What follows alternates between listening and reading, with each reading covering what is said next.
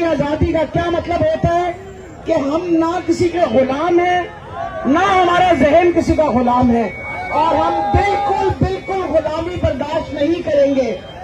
یہ اگر چلو ہمارے ساتھ چلو، لطف دلانے نکلے ہیں تم، چلو ہمارے ساتھ چلو،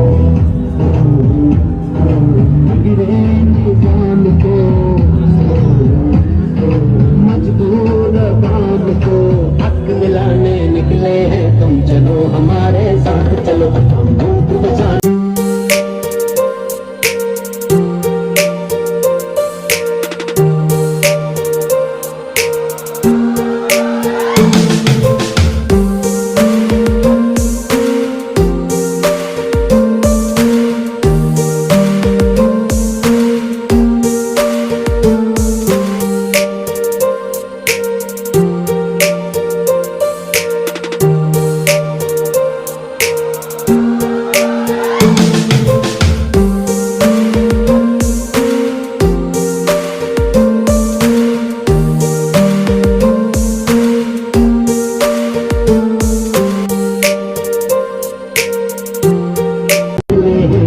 ہمارے ساتھ چلو، لطف دلانے نکلے ہیں تم، چلو ہمارے ساتھ چلو،